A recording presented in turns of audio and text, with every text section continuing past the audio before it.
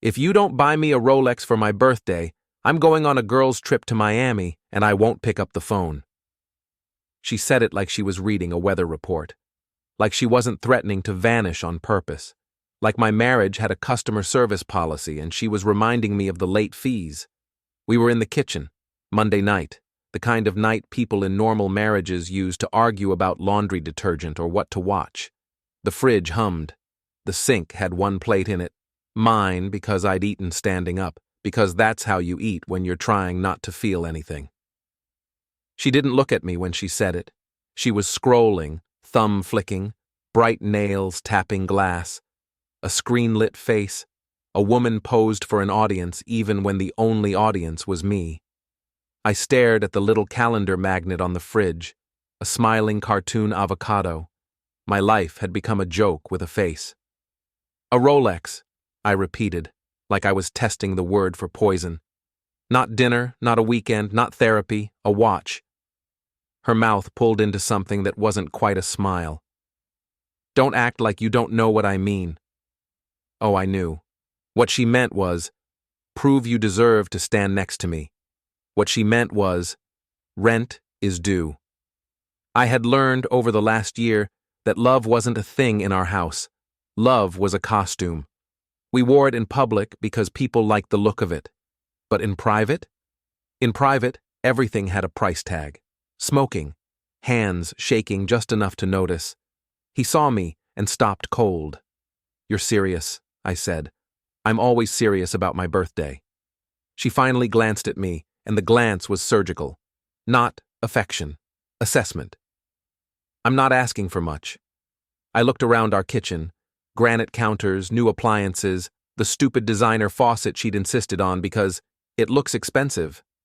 I looked at the framed photo on the wall where we were laughing on the beach, both of us sunburned and young, before we'd turned into whatever this was. Not asking for much, I echoed, and I almost laughed. It came out as a cough. Her phone buzzed.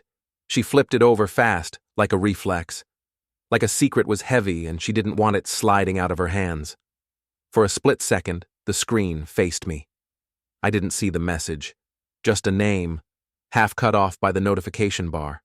A single initial. K. She saw my eyes flick. She locked the screen. You're being weird, she said.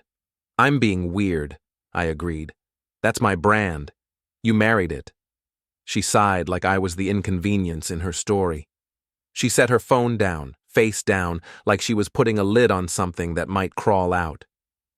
You always do this, she said. You turn everything into a joke when you don't want to step up. Step up, I repeated. Provide, she corrected, like she was training a dog. I watched her. The way she stood with her hip cocked, the way her hair fell perfectly, the way her eyes didn't soften even a millimeter. There was a time when she'd looked at me like I was the safest place in the world. Now she looked at me like I was an obstacle between her and whatever she thought she deserved. Miami.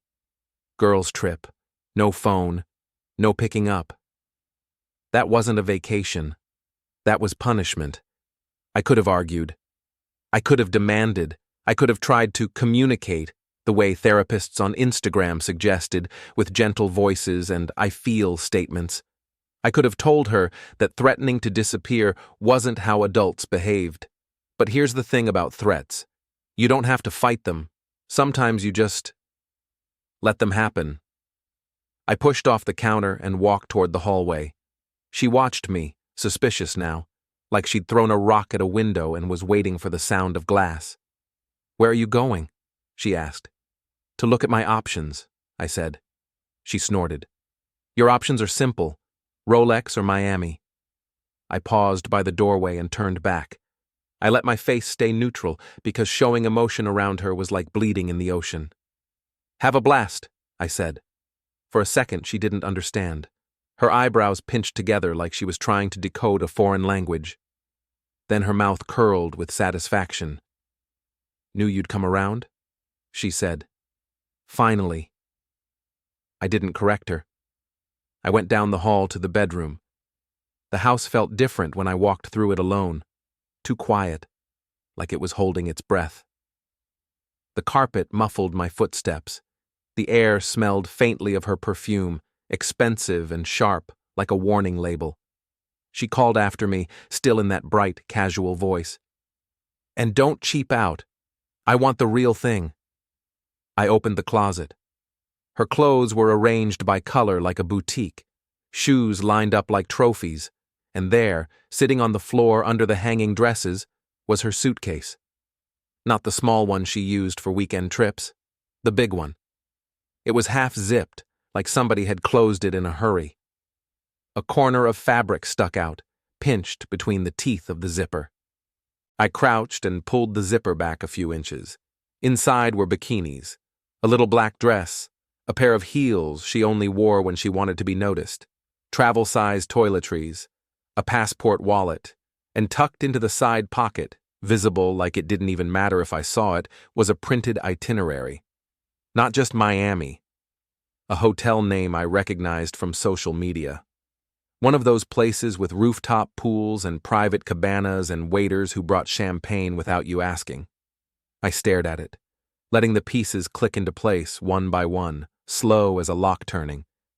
Then my eyes shifted left, because next to the big suitcase was another one. Smaller, hard shell, men's, black, already packed. I didn't confront her that night. That's the part people never understand when they hear stories like this later. They expect shouting, plates, tears, some big cinematic explosion that justifies everything that comes after, but explosions waste energy. I needed mine intact. She fell asleep before midnight, phone on the charger, screen lighting up every few minutes with silent notifications she pretended not to notice. I lay beside her, staring at the ceiling fan, counting rotations, listening to the house breathe. Every so often, she smiled in her sleep. That part hurt more than it should have. In the morning, she left early. Kiss on the cheek. No eye contact. "Don't forget," she said, grabbing her bag. "I want it before Friday." "I won't," I replied. That wasn't a lie. The second her car disappeared down the street, the house felt cooperative, like it had been waiting for instructions. I started with the bags. I didn't throw anything. I didn't tear clothes off hangers or act like a wounded animal. I folded, carefully, methodically, like I was preparing a shipment. Dresses, shoes, jewelry cases, makeup she never used around me anymore. I packed everything she would need to look stunning somewhere else. Then I packed everything she wouldn't expect me to touch. Documents, spare keys, the little safe she thought I didn't know the code to. I knew. People underestimate you when they think you're boring. By noon, both suitcases were zipped and waiting by the door. Next was the locksmith. I didn't do anything illegal. The house was in my name, purchased before the marriage. She liked to forget that part when she talked about our life. The locksmith didn't ask questions. They never do if you're calm and you pay on time. New locks, new codes, old access revoked. When he left, I stood in the doorway for a long moment, holding the new keys. They felt heavier than they should have, not powerful. Final. Then I made a phone call of my own. The realtor arrived at 2. Young guy, crisp suit, eyes darting everywhere like he couldn't believe his luck. "Beautiful place," he said. "You sure you want to sell now? Market's hot, but—" "I'm sure," I said. We took photos. He put the sign in the yard himself, hammering it into the ground like he was planting a flag. For sale. Big red letters. Impossible to miss. I watched from the window as he adjusted it so it faced the street perfectly. After he left, I drove downtown. The watch store smelled like leather and money. The salesman smiled the kind of smile you practice in the mirror. "Looking for something special?" he asked. "Yes," I said. "For me." I didn't hesitate, didn't ask about payment plans, didn't flinch at the price. The Rolex slid onto my wrist like it belonged there, heavy, solid, honest, in a way my marriage never had been. I paid, thanked him, and walked out. By the time I got home, The sun was low. The yard looked different with that sign in it. Exposed. Honest. I placed her suitcases just inside the front door. Neat. Polite. Then I waited. Her car pulled in at 6:18 p.m. I watched through the window as she stepped out, heels clicking, phone already in her hand. She didn't notice the sign at first. People never see the things that threaten them right away. Then she did. She stopped. Actually stopped. Like her brain needed a second to catch up with her eyes. She walked closer to the sign. Touched it, like it might disappear if she pressed hard enough. Then she marched to the front door and tried the handle. Once. Twice. Harder. I opened the door before she could knock. She stared at me, then at the Rolex on my wrist, then back at my face. "What is this?" she asked, her voice sharp but not yet loud. "Your bags," I said calmly, "and my house." "You changed the locks?" Her eyes widened. "Are you insane?" "No," I said. "I'm done negotiating." She laughed. A short, disbelieving sound. "This is some kind of joke." I stepped aside so she could see the suitcases clearly. "Miami's waiting." Her face flushed red, then pale. She looked past me into the house like she might find the version of me she could still control hiding somewhere inside. "You can't do this," she said. "We're married." "You threatened to disappear," I replied. "I just adjusted the schedule." Her phone buzzed. She looked at it instinctively. Then she looked at me. "You planned this," she said slowly. "Yes." For the first time, I saw fear creep into her expression. Not panic, not hysteria, but something colder. Calculation failing. She stepped back onto the porch and dialed a number, held the phone to her ear. Didn't bother lowering her voice. "I need you," she said. "Now." She glanced at me while she waited for the call to connect, and smiled. The smile didn't last. It never does when confidence is borrowed. She paced the porch while the call rang, heels clicking faster, sharper. When the line finally connected, her voice softened into something sweet and urgent. "Where are you?" she asked. A pause. "No, I don't care. I need you here. Right now." She listened, nodding, jaw tight. Whatever he was saying wasn't enough. It never is, once reality starts knocking. She hung up and turned back to me. "You think this makes you powerful?" she said. "This little performance?" I glanced down at my watch. It's not little, and it's not a performance. Her eyes flicked again to the Rolex. That detail bothered her more than the locks, more than the sign, more than the bags. Status recognizes status, even when it's stolen. "You're embarrassing yourself," she said. "The neighbors are watching." I looked past her. Mrs. Keller across the street was pretending to water neglected flowers. 2 doors down, a curtain moved. Community theater, free admission. "Good," I said. "I always wondered if they liked you as much as you thought." She opened her mouth, then closed it. Adjusted. Changed tactics. "Fine," she said. "You want space? I'll take it. I'll go to Miami. We'll talk when you calm down." I shook my head. "You won't." Her expression cracked just enough. "Excuse me?" "You don't get the house. You don't get the narrative. And you don't get to come back pretending this was a phase." She stepped closer to me, lowering her voice. "You're making a mistake. You don't know who you're dealing with." I leaned in just enough that only she could hear me. "I know exactly who I married." A car pulled up behind hers. Black, clean, expensive in a way that begged to be noticed.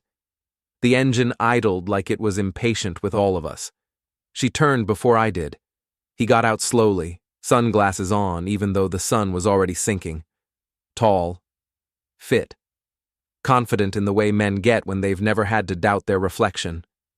He glanced at the for sale sign, then at the house, then finally at me. The look on his face said he'd expected a stereotype. Someone loud, someone broken, someone easy. I smiled. She rushed toward him, relief spilling all over her body. "Thank God," she said, touching his arm. He's lost his mind. The lover, K, I finally saw the whole letter on his license plate frame, looked at me like I was a problem that had wandered too close to his car. Hey man, he said, you want to talk this out? No, I said. I want you to listen. His jaw tightened. You don't get to... I stepped forward, just enough to break the invisible line of comfort. You parked in front of my house, I said. That makes you part of the conversation. She grabbed his arm. Let's go. This isn't worth it. He hesitated. Just a second. That was all I needed. Ask him, I said, nodding at her. Which hotel in Miami has the rooftop cabanas? Her hand dropped from his arm. What? He asked. She shot me a warning look. Stop. Ask him, I repeated, louder now. Ask him why your suitcase is already packed. His eyes narrowed. What suitcase? She turned on me. You went through my things? I packed them, I said. Carefully. Silence stretched, the kind that pulls tight around your throat. He looked at her, really looked. You said this was... later. She opened her mouth, then closed it. Again. That habit of hers, failing mid-sentence. I'm not doing this here, she snapped. Get in the car. He didn't move. That was the moment. The first crack. The first proof that whatever she'd sold him didn't survive daylight. I think you should leave, he said to me, trying to reclaim ground. I laughed. I couldn't help it. You're in my driveway. His face hardened. You touch my car? I won't, I said. But you should. He frowned. What does that mean? It means, I said, stepping back toward the door, you might want to check your tires before you drive away. Her head snapped toward him. Panic flashed. Did you do something? I hadn't. Not yet. But fear doesn't care about facts. He looked at the car, then back at me, then at her. Get in, he said, sharp now. Now. She hesitated, just for a breath. That hesitation cost her, because in that breath, her phone buzzed again, and this time, I saw the name. Not a K, a woman's name. He saw it too. The driveway felt suddenly very small. Who's that? He asked. She didn't answer. I opened the door behind me and paused on the threshold. Drive safe, I said. Both of you.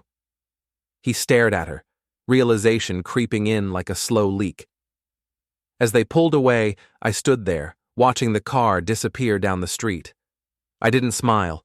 I went back inside, locked the door, and checked the time.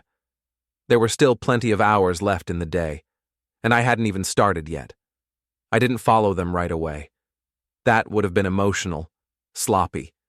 It would have told them I was reacting instead of arranging. Instead, I poured myself a glass of water and stood in the kitchen, listening to the ice crack, watching my own reflection bend in the dark window. I looked normal. That was the strangest part. No shaking hands, no wild eyes, just a man in his house, wearing a watch he'd bought himself, waiting for a clock to start ticking. When the water was gone, I grabbed my jacket and my keys. I didn't need to guess where they were going. He always parked at the same place when he was in that part of town. I'd noticed it weeks ago, back when noticing still felt accidental. A private garage under a mixed-use building downtown, restaurants on top, luxury apartments above that, cameras everywhere, security desk at the entrance, the kind of place people chose because it made them feel untouchable. I parked 2 blocks away and walked. The city was loud in that early evening way, music bleeding out of open doors, engines revving, laughter sharp and careless, everyone moving fast, nobody paying attention. Perfect. I waited near the garage entrance, pretending to scroll my phone, until I saw them pull in. She got out first, slamming the door harder than necessary. He followed, already irritated, adjusting his jacket like it could fix the tension crawling under his skin. They didn't see me. They never do at first. Inside, the garage smelled like oil and concrete and money. Footsteps echoed. Their voices bounced off the walls, fragments only, her sharp, his low and defensive. A relationship mid-collapse sounds different up close, less dramatic, more desperate. I waited until they reached the lower level, the one with the worst lighting. Then I stepped out from behind a column. He saw me first. His body reacted before his face did, shoulders tensing, stance widening, instinct taking over where confidence ended. "What the hell are you doing here?" he said. I raised my hands, palms out, calm. "Relax. I told you I wasn't going to touch your car." She froze. "I told you to leave him alone," she hissed. I smiled at her. "You don't give instructions anymore." He stepped forward, trying to reclaim space. "This is harassment." "No," I said. "This is a conversation you postponed." I moved closer. Not fast, not aggressive. Close enough that he could smell me. Close enough that he had to look me in the eye. "You ever notice," I said quietly, "how garages make people honest?" He scoffed. "You're pathetic." That was when I slapped him, just once, open hand, sharp, loud. The sound snapped through the garage like a gunshot, echoing off concrete and steel. He stumbled back, more shocked than hurt, hand flying to his face. She gasped. "Don't," she said, panic flooding her voice now. "Don't do this." I leaned in, close to his ear, my voice low enough that only he could hear. "I know where you live," I said. "I know where you work. I know the name on the lease you don't want your wife to see." His breath hitched, just a fraction. But I felt it. "I'm not here to fight you," I continued. "I'm here to tell you that whatever you think you're winning, it's already gone." I stepped back. He looked at her, really looked this time, like he was seeing the price tag hanging off her. "You told me he was weak," he said. She didn't answer. I checked my watch. "I've taken enough of your time." I turned and walked away before either of them could say anything else. No running, no looking back. Let their imaginations do the damage. By the time I reached my car, my phone buzzed. A message from a number I didn't recognize. "You're out of control." I smiled. The twist didn't come from anything dramatic. It came from a receipt. I found it later that night, tucked into a folder she'd always kept locked in her desk drawer. Not hidden well, just hidden with confidence. The kind of confidence that assumes no one's looking. A deposit. 3 months old, not Miami, not a hotel, a rental, short-term, near his building. That's when it clicked. The Rolex threat hadn't been about the watch. It had been about timing. She needed me distracted, reactive, focused on the wrong problem while she lined up the exit. The Miami story was noise. The real plan was quieter. Bleed me emotionally, push me into a mistake, then leave with a story where she was the victim and I was the unstable husband who lost it. I sat on the edge of the bed, holding the receipt, and laughed. Not because it was funny, because it was elegant. I checked the calendar. The listing date on the house, the rental start date, the girl's trip. Perfect alignment. She hadn't just cheated. She'd tried to erase me. I stood up and opened the window. The night air rushed in, cold and clean. I wasn't angry anymore. I was focused. And somewhere across the city, a man with a red handprint on his face was probably starting to understand that he hadn't walked into an affair. He'd walked into a controlled burn, and it was only just catching. I moved fast after that. Not reckless, precise. Once you understand the shape of a lie, you can see where it collapses under its own weight. Her plan depended on timing, on silence, on everyone behaving the way she'd rehearsed them to behave. The second fear entered the system. Everything started slipping. I didn't go home. I went to the storage facility first, the one near the river. Climate-controlled, keypad access, fluorescent lights that hummed like insects. I'd rented a unit there years ago for tools I never used anymore. I kept the contract current out of habit. Out of foresight, it turned out. Her short-term rental wasn't far. Walking distance from his building. Close enough to feel spontaneous. Far enough to feel separate. I didn't break in. I didn't need to. People leave doors open when they think they're untouchable. What I did was simpler. I waited. They arrived separately, minutes apart. He came first, parking badly, shoulders tight, head on a swivel. She came later, sunglasses on even though it was dark, phone pressed to her ear, voice sharp with frustration. They didn't see me across the street. They never look for the quiet ones. Inside, the lights went on. Shadows moved behind the curtains. Their silhouettes crossed, collided, separated. A relationship trying to reassemble itself under pressure. I took out my phone and sent one message. To her, check your email. Then I stepped into the alley. The back exit was metal, old, loud if you didn't know how to open it slowly. I did. He came out first, smoking, hands shaking just enough to notice. He saw me and stopped cold. You, he said. I nodded. Me. He glanced back at the door, then at the street, calculating exits. You need to leave. I will, I said, in a minute. He laughed, thin and brittle. You think you won? No, I said. I think you're about to lose. I reached into my jacket and pulled out a manila envelope. Thick, heavy with paper. I didn't hand it to him. I dropped it at his feet. What's that? He asked. Your week, I said. Plus the next one. He hesitated, then bent and opened it. His face changed as he flipped through the contents. Photos. Not intimate. Worse. Timelines. Dates. Parking records. HOA logs. Statements from people who didn't know they were witnesses because no one had ever asked them before. You don't want this, he said quietly. You already have it, I replied. The door behind him opened. She stepped out. Her eyes went straight to the envelope, then to his face, then to me. What did you do? She asked. Nothing, I said. I just stopped protecting you. He looked at her like she'd shoved him in front of traffic. You told me you were done with him, he said. I was, she snapped. Until I what? I asked. Refused to disappear on schedule?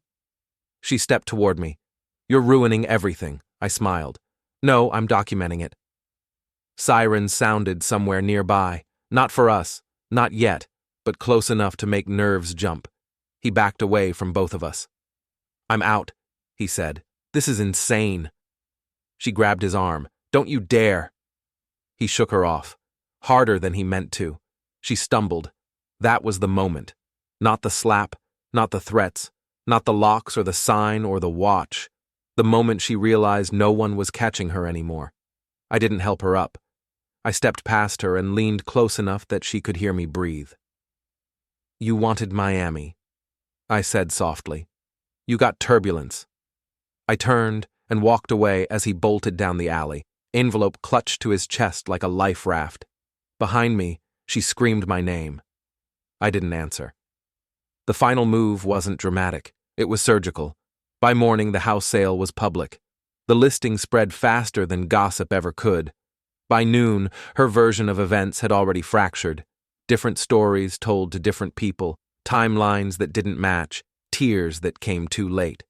I met her one last time. Neutral place, glass walls, people everywhere.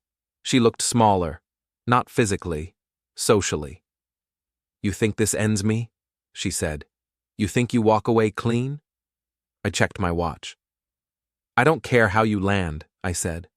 I just needed you off my back. She laughed, brittle again. You're nothing without me. I leaned forward, just enough for her to see the reflection in the glass behind me. No, I said. I'm dangerous without you. Her phone buzzed, once, twice. She looked at it. Didn't answer. I stood. She reached for my arm. I pulled away. Outside, the city moved like it always did, indifferent, loud, alive. I stepped into the street, the weight on my wrist steady, undeniable. Behind me, something shattered. I didn't turn around. I didn't need to. Because some stories don't end with closure. They end with control. And that was enough. She called my name once more, not loud, not angry, scared. I stopped at the curb, Traffic rushing past, headlights cutting the dusk into pieces. For half a second, I thought about turning around. About giving her one last sentence she could twist into a story where she was still important. I didn't. I lifted my wrist, checked the time, and stepped forward as the light changed. Behind me, her world was collapsing in quiet ways. Phones unanswered, doors suddenly closed, allies pretending they'd never taken her calls. Ahead of me, there was nothing dramatic, just distance. And that was the point. I walked on. The sound of my footsteps faded, and the story ended right there.